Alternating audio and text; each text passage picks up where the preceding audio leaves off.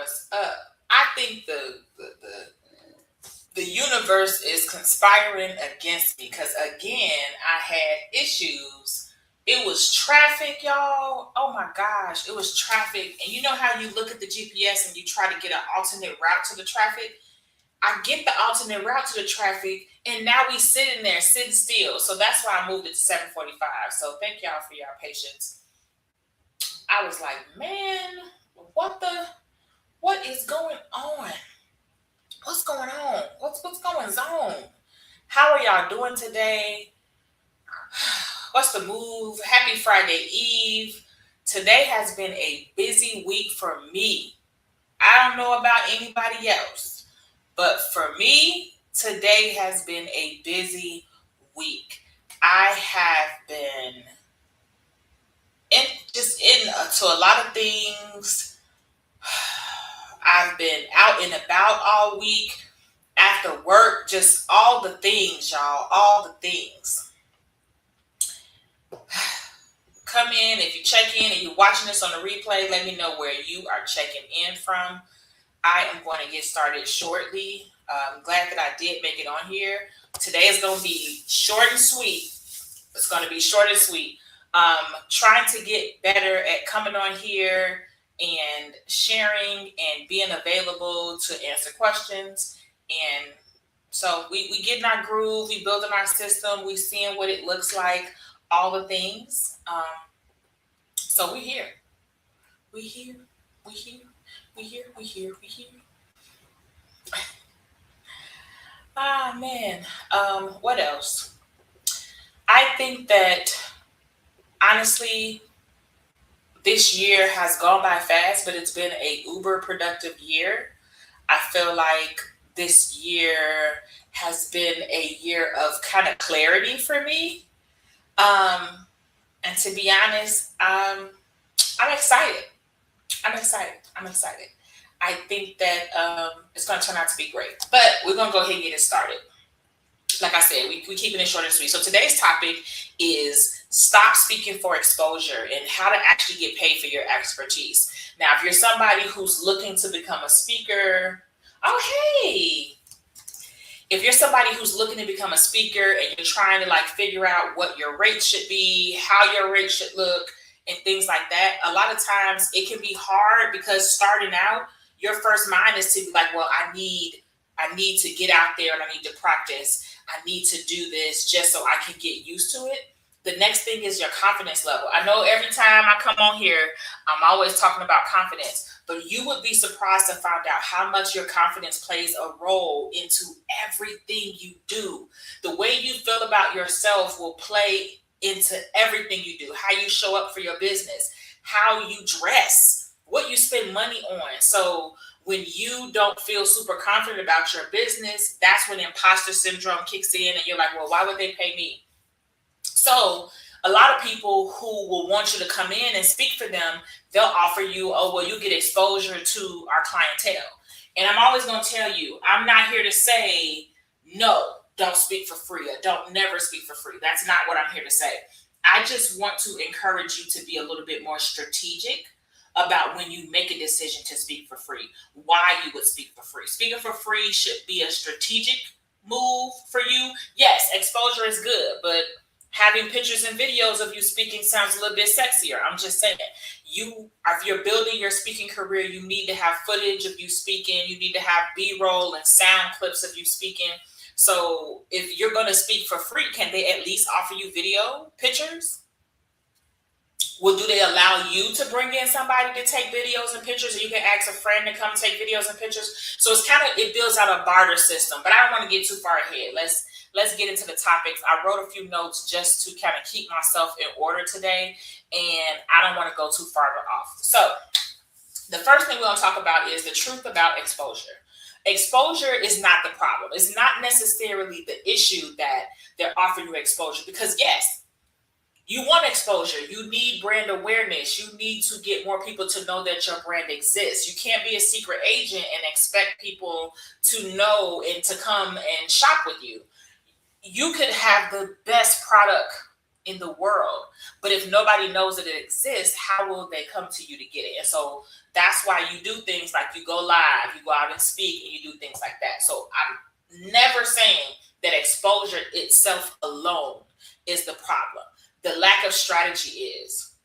So when you decide to speak and it's for exposure, and I think I talked about this a little bit on my last live, when you start to speak and it's for exposure, the first question you need to know, exposure to who?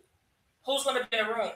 Because if I speak to teachers and it's going to be accountants in the room, is that really exposure for me? It's not. That's not really exposure. Exposure is you only benefit from being exposed to your audience. You know what I mean? So it's like, it's not saying that you don't do anything for speaking for free, but you have a strategy of what you require. So I'll give you an example of what I require. So when I still have times where I speak for free. I still have times where I speak and it's not my full rate, but there are other things at play. Are they doing a professional recording?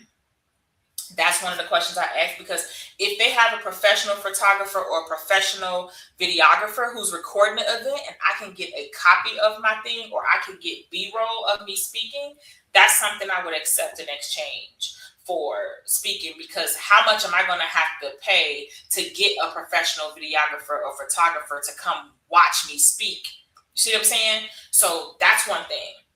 Can they refer you to 3 other people who can pay your rate? So maybe they can't pay your rate, but can they refer you to 3 other people who can?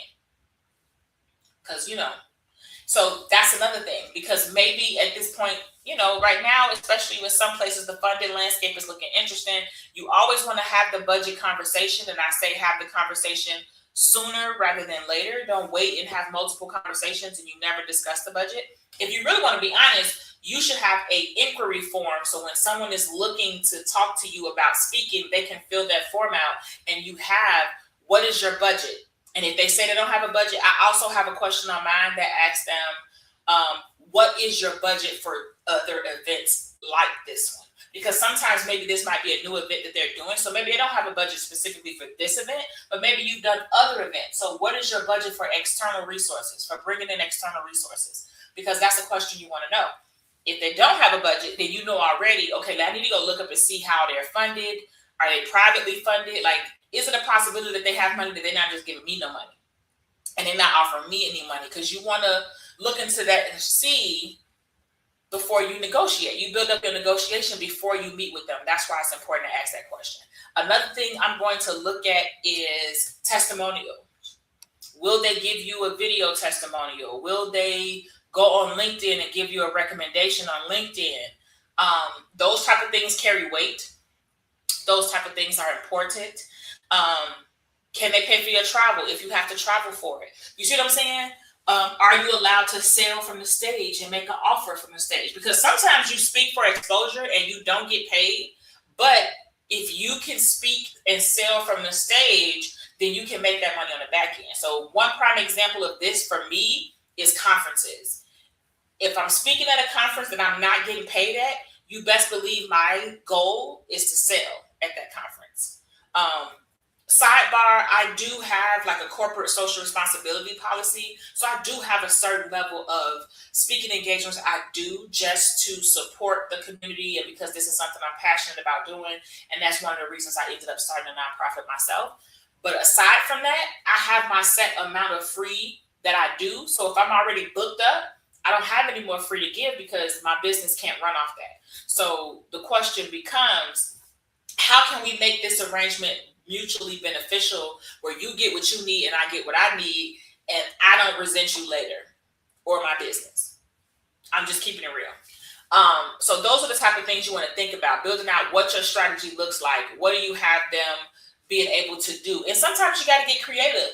Can they buy books? If you're an author and you have books, like I have books, sometimes books come from a different budget than speaking does. So they might be able to pay part of your speaking fee and then buy a certain amount of books. They might be able to not pay you a speaker fee because they don't have money for that, but they might have a separate budget that covers materials, and they might be able to buy 500 of your books, 100 of your books, one of your books for every attendee. things like that. So you can get creative as you continue to navigate this landscape. You start to get creative and have different ways that you get paid. You also can talk to them about if there are other departments at their company or their university who that department has money, because then why don't you bring those departments together so that you could bring your budgets together? And then I can give a session, and I give a session for the people in both departments. Now you bring both of your budgets together, and now I get paid. You get an excellent workshop, and again, everybody's happy. So it's so many different ways I've gotten paid, so many ways I've been strategic about it. I've had one person where they pulled together 3 colleges to pull the budget together. You see what I'm saying? So it's so many different ways that you can navigate this speaking world. So I don't want people thinking like, oh, well, that's the only way I have to go, or, I need exposure. Yes, you need exposure. But it's certain ways you can do it that can be creative and more strategic. So, let me see what's my next topic, because I do that to keep myself. And then, so when it gets to the point of you speaking and you are speaking for exposure, if you're speaking and then you find yourself not getting any sales from your speaking, then you have to look at, well, what is your offer? What are you offering on the stage? Are you offering something that's actually a solution that the audience needs? That's why it's important to know the demographic of who's in the audience. That's why it's important that you can't speak for exposure to an audience that you don't serve. I don't like to do it because after you speak, everybody's going to come up to you afterwards and talk to you once you get off the stage, and they're going to have questions for you. Some of them are going to be looking to work with you. If you can't help them, you will have to keep telling them, oh, I'm so sorry, it's not a service I can offer. Maybe I can refer you to somebody. Which is completely fine, but you have the ability from the beginning to analyze the situation and try to make it advantageous for you and for the event organizer. The goal is to make it a win-win as much as possible. The next thing about having an offer is you want to structure your offer so that you pull the people in. Can you collect information from attendees? That's a question that you can ask. So one of the conferences I spoke at last year, I had a webinar. So what I did was I put a QR code at the end of the session. I had a webinar. They signed up for the webinar. What did I get? I collected emails. Now I have their emails, so I can bring them into my ecosystem, and now I can start to nurture that relationship, send them emails, let them know who I am and get to know me further, and give them an offer in my welcome sequence of emails. Those type of things. Like, as I continue to come on here and go live, I'm going to tap into and talk about all these different parts of your business and how to set them up. And, they're all going to go together. But obviously I can't break all of them down in one live. So I'm kind of literally going like piece by piece, breaking each small piece down each live. So I can focus on one specific topic, and hopefully you gain as much information from there and you can get that locked, as opposed to overwhelming with information and just coming and talking about this whole thing, because it's a whole system and it all works together. Like, whatever efforts you are putting in and things that you are doing in your business should be similar to your life. You might be doing 4 things. Those 4 things should be a pyramid, because they should be all going towards one goal. Like, they all should be going towards one goal, because at the end of the day, if they're going in different directions, then so are you, which means you're not going to be as successful, because you're kind of pulling yourself and making, what they say, spreading yourself too thin. So you want to make sure that you have an offer that actually solves their pain points. You want to have an offer that's going to be able to get their information. Now, if they say something like, well, you can't sell from the stage and we don't allow you to sell from the stage, then you have to make a decision if you still want to do it. If it's an organization that would look really great for you to say that you partner with, and it would give you brand authority and things like that, you might want to still consider it. And you may not have to sell from the stage, but you might say things while you're talking that might be like, well, in my program, so like if it was me, I would say something like, well, in my Practice to Profit Accelerator, we typically work on this topic. And I actually had one client before that she really struggled with this. And then you tell the story about a success story that you had, and you pick somebody who would have similar pain points and similar struggles as the audience that you are talking to. So you show them that you have helped people through this struggle before. And so when you do that, you show them that, oh, they have something that they can help me. They can help solve my problem. So when you do that, at the end of the thing, when they come to you, they'll come to you to work with you. And you technically didn't sell, you just spoke about what you offered. You spoke about what you sell. You spoke about what type of services and things that are important to you, because you know the transformations you have created in your clients. And that's what makes that important. That's what makes that valuable. And so I think that sometimes we don't do that, or if somebody says we can't sell, you can sell without selling. And I know that sounds funny to say, but ultimately that would be the goal. You have to build out what your threshold and what your criteria looks like. What's the audience that I need to talk to? How many people in my audience needs to be there to make it valuable for me? What do I have already in my wheelhouse, already in my offers, already in my portfolio that I can offer to them? What do I have? Okay, bam. And then what's the best way for me to get it to them? So can I make an offer? If I can't make an offer, how am I going to weave this into my presentation to let them know that I have something to offer, even if I don't have the ability to offer it? You have to know before you step on that stage what they can do after, and as well as you want to have a way to be able to take them into your ecosystem. And that can be something as simple as a QR code on your phone. So when somebody walk up to you at the end, they're like, oh my God, I need to talk to you. Oh, here you go. If you scan this QR code right here, you could jump on my calendar right now. Don't waste no time. Have something right there available that if they wanted to, they could jump on your calendar at that moment. Take as many barriers as possible between them and getting into your ecosystem. Even if they're just coming through email, you want to get them in your ecosystem. If there's somebody that's very excited and motivated and they're talking about working with you, don't just give them your information and tell them to contact you. They're not going to contact you. Because as soon as they walk out of that room and then they get distracted and somebody else talk to them or somebody else call them, or if you're at a conference and they go to another session and another session, they're going to forget about you. And it's not intentional. It's not them looking to forget about you. They really were serious in what they said, but it's so many distractions at a conference. It's so many different things and energies that are pulling your attention in different areas and directions that it's not on purpose, but that's the reality of it. So you want to work on having something that you can offer right there on the spot. If they want to get on a call with you, they should be able to set up that call, that inquiry form, and the person that recently jumped on my calendar, I haven't talked to this person. They literally were able to go on my website, fill out a form, then schedule on my calendar. I was able to look at what type of event, where they work, what they're looking for me to do, what time of the year, how many people, what the audience is, what their budget was, all before I even jump on a call with them. So now I can take this time to research and create what my game plan looks like. So it's about strategy. That's the moral of the story. It's about creating a strategy. And there's a difference between visibility and monetization. But before I get into that, I do want to talk about when you get these people information and you make sure that you follow up with them. So you have to create a system. I have a thing, it's called the conference conversion system. It's called a conference conversion, I think, system.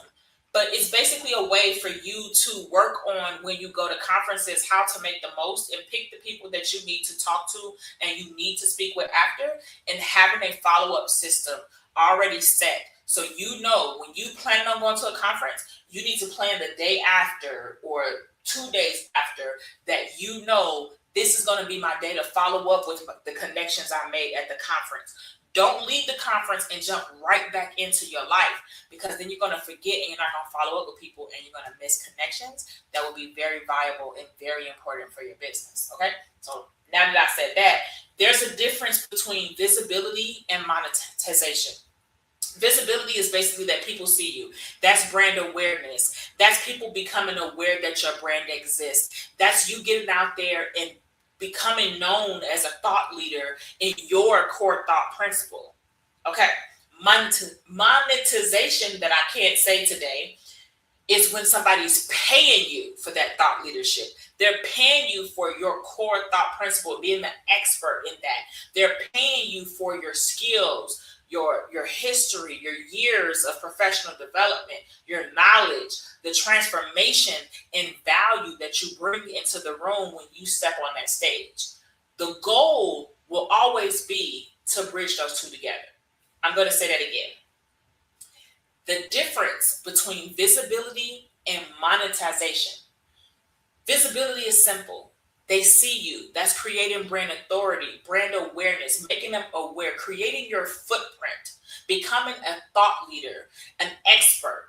That's what visibility is. People start to see you for that. Okay? Monetization is when people start to pay you for that thought leadership. They start to pay you for those skills, knowledge, and abilities. The goal is always going to be to bridge the two. You want to get visibility and get brand awareness, but you want people to pay you for the thought leadership that you're getting the visibility for. Okay? Now, here is how, and we're going to do this and then we're going to wrap this up.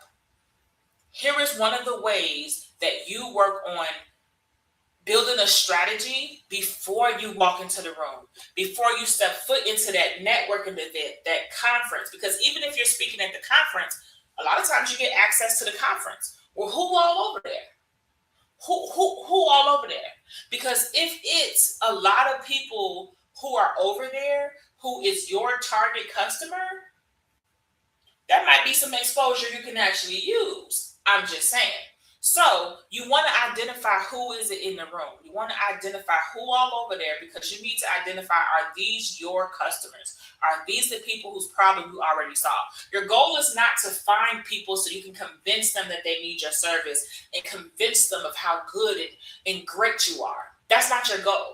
Your goal is to find and identify people who already have the problem that you solve. So all you need to do is let them know that you have the ability to solve it.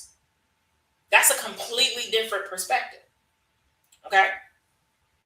With that, you also either need to know what is the desired outcome. Are you looking to just turn this person into a lead? Are you trying to turn this into a contract? What type of brand do you have? Do you build relationships where you're looking to get new relationships, new community partners where you have reoccurring events and engagements? Are you looking to simply just get out there, get more speaking engagements, increase your revenue, and continue to book? What is the goal that you are working on in your business? And once you discover that, now what's the desired outcome out of this room? What do you want these people to turn into? Do you want them to turn into future customers? Are these leads? Are these advocates? Are they people who are simply just aligned with you that can become community partners and someone that you can possibly collaborate with?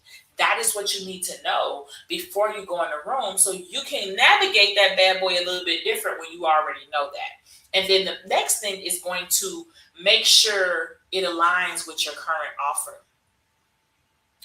When you make a speech, even if they tell you you can't sell, it still needs to be on your same thought principle. It still needs to be focused on your core thought principle, because it is establishing you as a leader in that. You are an expert in that field, that industry, that topic. That is your expertise. So you need to make sure that that room aligns with that. So those are the three things you need to do before you speak. Okay? One, you need to identify who's in the room to make sure they are the right people. Two, you need to know what the desired outcome of from the people in the room. Are you looking for them to become leads? You trying to get contracts with them? What is the goal? And then lastly, you want to make sure you align your content with what it is you offer. So it easily creates customers, because you align your content to add high value tips to solve the problems that you solve as an expert in your specific area of thought leadership. So when somebody comes to you with a problem that they related to from your session, that you already have an offer that can solve their problem. Okay. All right. Now, another thing that's really important when you can sell, when you can give an offer, is to make sure you have a clear CTA. A CTA is basically a call to action, and that's exactly what it sounds like. You're calling them to take a certain action, and you need to know what that action is. And that can be anything. You could be getting somebody to fill out a survey and you give them a free download if they give you their email. You could have a QR code and have them sign up for a webinar and get their email on top of it. You could have them sign up for a consultation call or tell them to reach out to you for consultation. You should have that figured out, and you should have it very clear what that is. So you're clear when you talk to everybody, you're sending them to the exact same spot. It's a system, because remember, you've already set a day or 2 days after the conference to follow up with these people. You've already marked this time that the people who business cards you got, the people who hi hellos and Bing and all these other different virtual business cards that people have, you have to take time to follow up with those people. So you already got a day set to follow up with them, or 2 days set to follow up with them. Take calls on those days. But whatever it is you want people to do, know what it is so you can communicate it and you can send everybody to the same place. I'm telling you, building a system is huge. And at the end of the day, it's capturing leads. I talked about it before. Make sure you have a very clear path for somebody to go through, finding out who you are at the event and getting on your email list, or however you nurture your customers. It could be following you on YouTube. It could be following your Instagram. Whatever it is that you use to nurture your clients, to get them into your ecosystem of your business, to learn about you and your business so you can give them offers and warm them up and make them feel all fuzzy inside about you. That's the goal. That's the goal. Okay? And follow up. The future is in the follow-up. And let me tell you, just because they don't reply to you the first time, oh, thank you.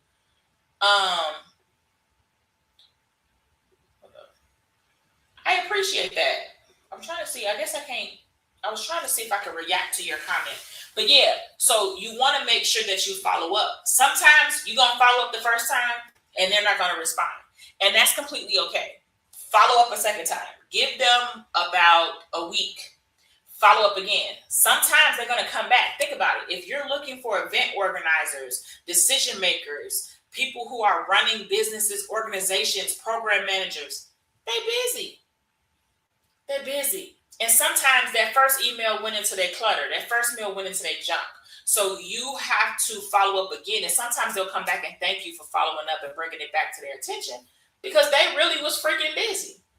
So don't just take the first, oh, they didn't respond. Always follow up. I said follow up 3 times. You follow, you send the first one. They don't respond. 7 days later, you send a second. They don't respond to that. Give them a little bit more than 7 days. Maybe give them 10 days that time. Now you follow up that third time. That third time, you let them know, okay, I reached out this last time. I know schedules are busy, but I did want to show. I really was very interested in us connecting, so I wanted to reach out just one more time. If you're not able to meet and maybe your interest has changed, I completely understand. If I don't receive a response by whatever time, I'll go ahead and archive this call. Bam. Sometimes they'll see them like, oh shit, I was supposed to call them back, and then they'll try to get back to you. So that's what you want to do when it comes to speaking for exposure. Again, I'm not saying don't not do it, but I wanted to give you a good strategy of how to do it, and a way to do it that it keeps integrity in your business. It displays your value. It shows that you know this, that you're not just out here thirsty for anybody to bring you in.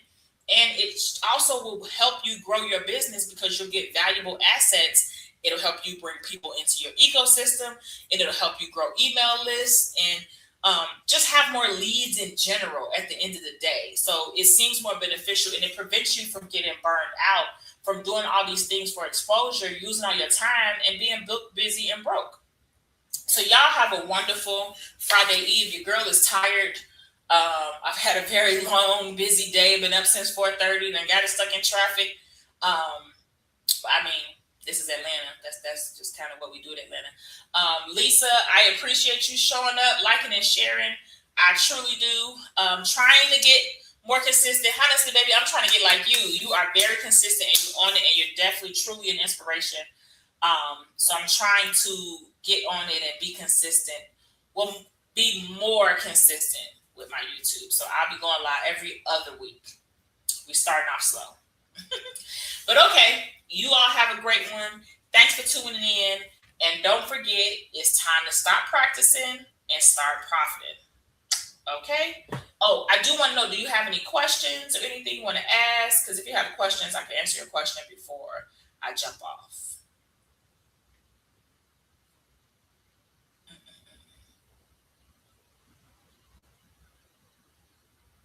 I'm not sure. Do you speak, Lisa? I probably need to bring you on the show. Lisa, I need to bring you on the show. We probably need to, I have to send you a message. We do a live or something together. Talk about how you, a great one for us to go live about is how consistent and how you manage your time to get so consistent in your business, because you definitely have a great flow. You definitely have a great flow. You stay consistent. You stay on it. And I know that's something that you probably had to take a lot of time and energy to build. So yeah, that probably would be a great one to go on about. Hell, I probably learned a lot. Probably will. But okay, I'm going to get off of here. Have a great one. Until next time.